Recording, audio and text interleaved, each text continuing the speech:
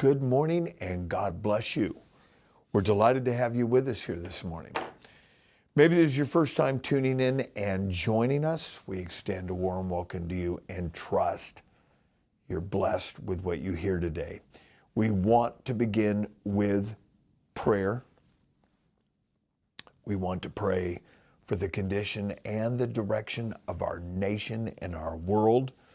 We want to remember Cornerstone Pentecostal Church or whatever congregation you are a part of. Just go ahead and pray for your congregation, your pastor. And then we also want to remember those that are around the world, our brothers and sisters, regardless of where they are. Maybe you have a special and spoken request. It's a perfect time to make that known unto God. Let's pray together. Father, we love you, we praise you, and we worship you. We thank you for the abundance of all things. God, we pray and believe for a great and effectual door of utterance to be opened up for the apostolic church, for this truth to be communicated and received, not only in this nation, but around the world. God, we also pray for Cornerstone Pentecostal Church. Pray that you'll continue to open up the windows of heaven and pour out your divine favor on this people. And Father, our brothers and sisters around the globe, regardless of where they are, we pray for a hedge of protection around each and every one of them. We ask it in Jesus' name. This morning, I had just a little seed thought that I wanted to share with you.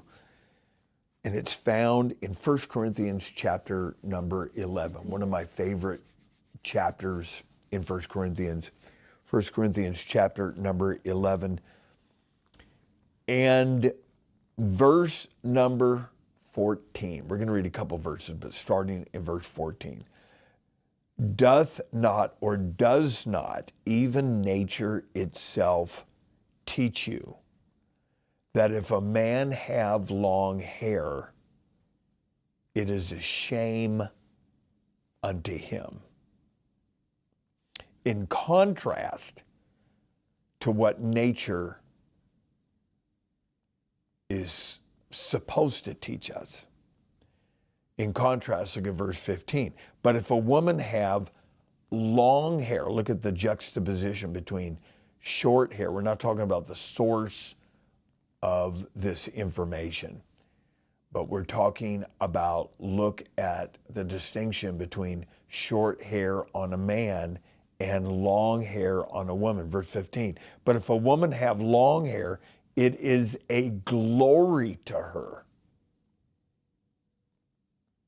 for her hair is given her for a covering. That word covering in verse 15 is veil. It is a veil.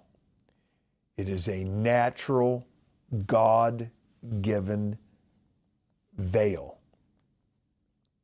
But I want to go back to verse 14, and this is what I want to talk about. Doth not even nature itself teach you?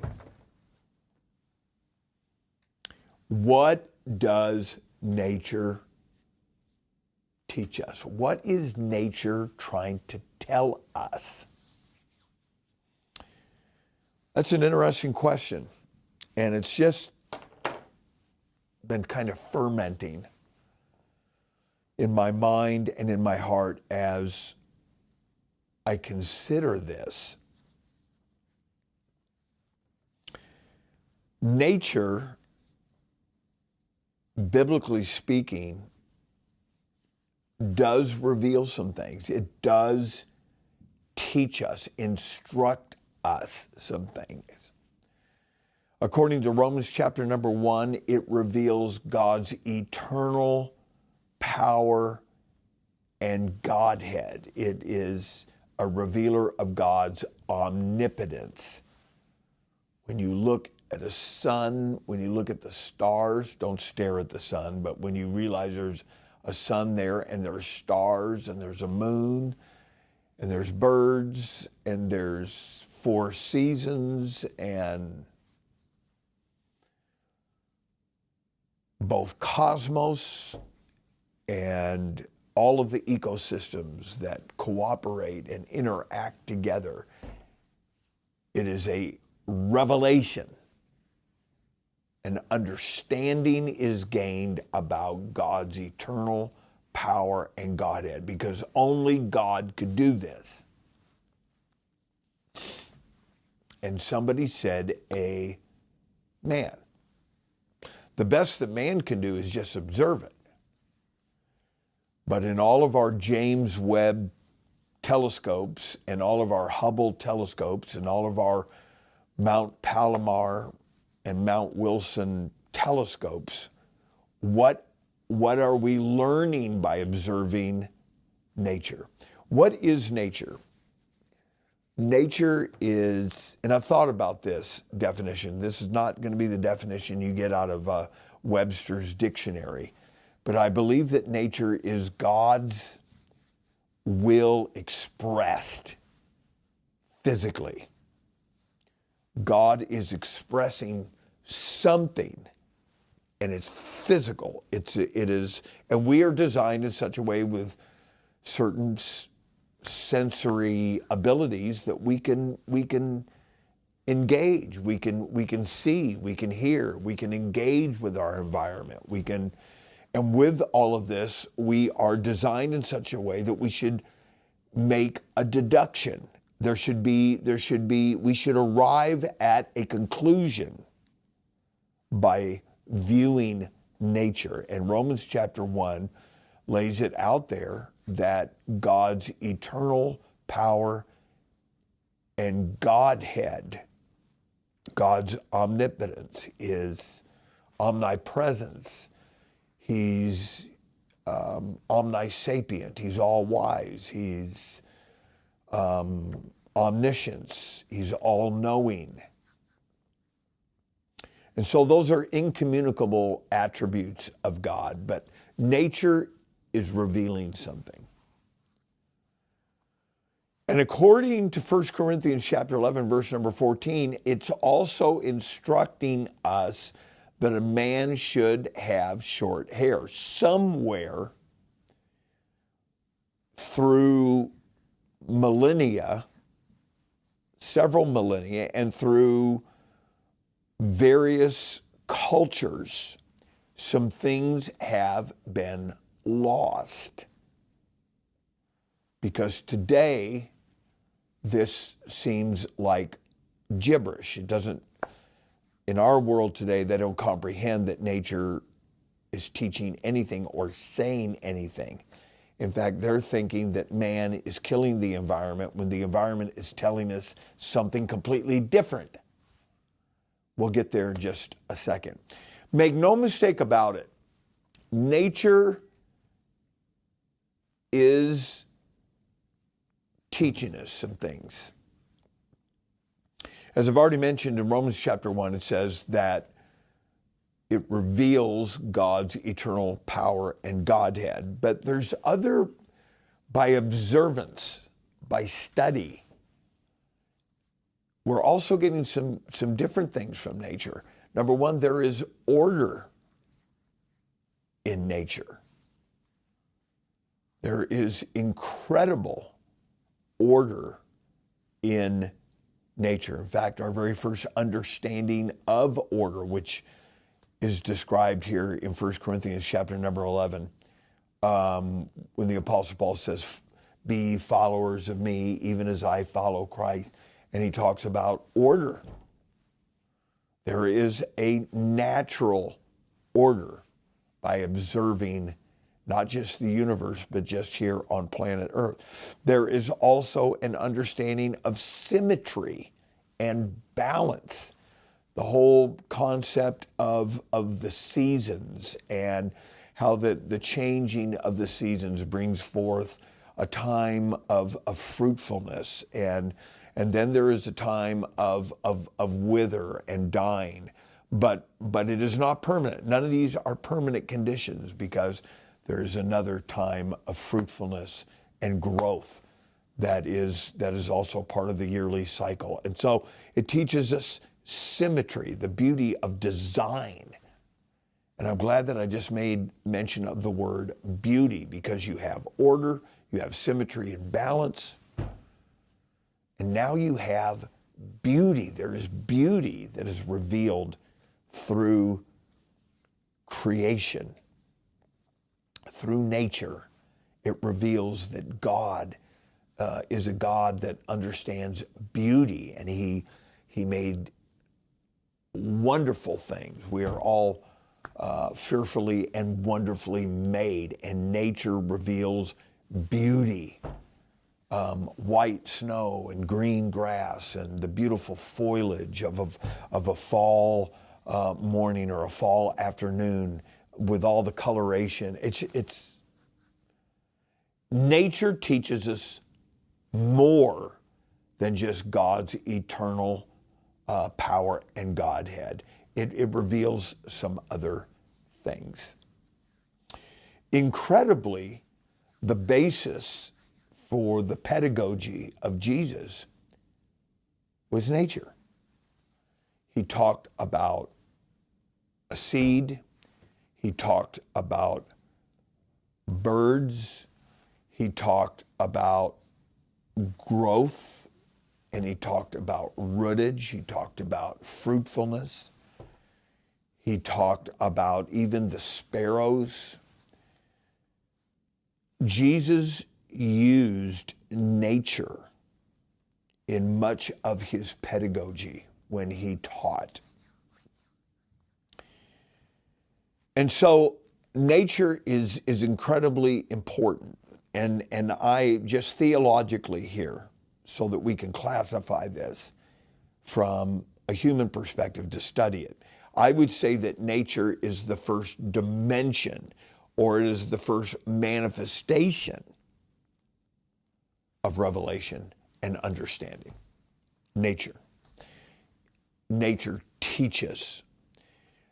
The second medium dimension of understanding and revelation is the Word of God. In the beginning was the Word. And then thirdly, I believe it is the Spirit of God.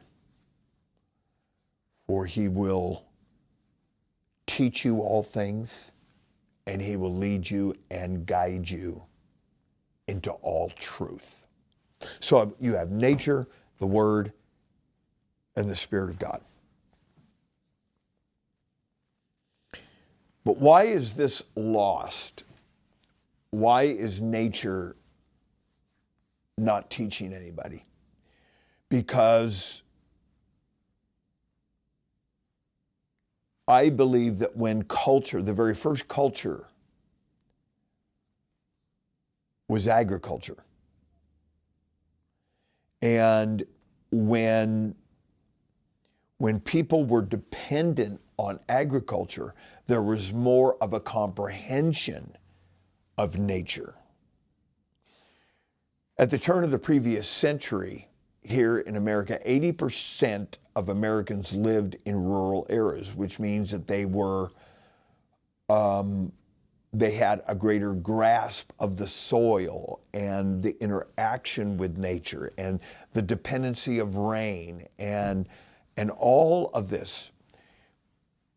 Today, here in 2024, 80% of Americans live in metropolitan areas.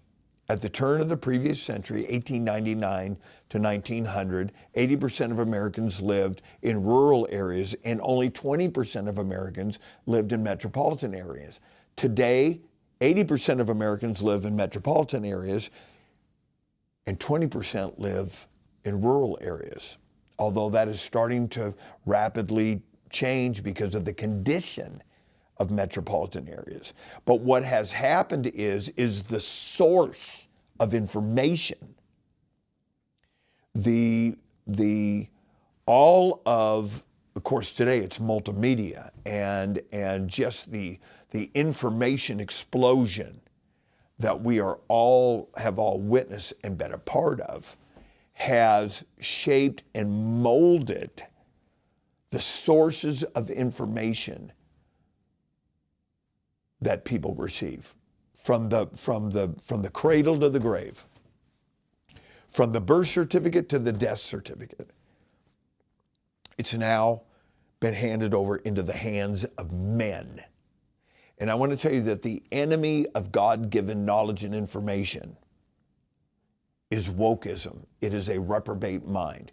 It used to be, I just taught on this in a previous devotion several weeks ago. It used to be in the church, and I know that when I got saved in the 80s, that I remember hearing in conferences and in various, preaching tapes and whatnot, that you would hear that we are racing the rapture. We know that Jesus is about to return, and we're trying to reach. Evangelism had an impetus. It had a force behind it. And one of those was the comprehension that Jesus could return any minute, and we are racing the rapture. I believe that there is a far greater threat, and it is extremely imminent. It's culturally known as wokeism. Biblically, it is a reprobate mind. And I believe if you would follow Romans chapter 1 and see that first the apostle introduces that nature is to inform us that there is a God and that we should happily seek after him and find him, according to Acts chapter 17. But in Romans chapter 1, God is the one that has done this, and he should be the source, not creation, not the creature, but the God behind creation. And what wokeism has done, that's the self-definition of this information and source is wokeism. But biblically, it's reprobation. And I believe that reprobation is the greatest enemy that we are facing. It is the enemy of evangelism. It is the enemy of truth, where people cannot receive the truth. And so what does nature teach us? That is a great question in 2024. I don't care what the White House is saying. I don't care what some commentator on television thinks. I don't care what some cutting edge people's sexuality is changing, people's comprehension of themselves is changing. Nature teaches us that God made them both male and female. What is wokeism and a reprobate mind teaching us? That you can be whatever you think you are as early as 5 and 6 years old. It is demonic. It's against nature. It's against God. It's against everything that is truth. So, men, we're going to keep manifesting what nature is teaching in the face of every lying devil. God bless you. We'll look forward to seeing you tomorrow.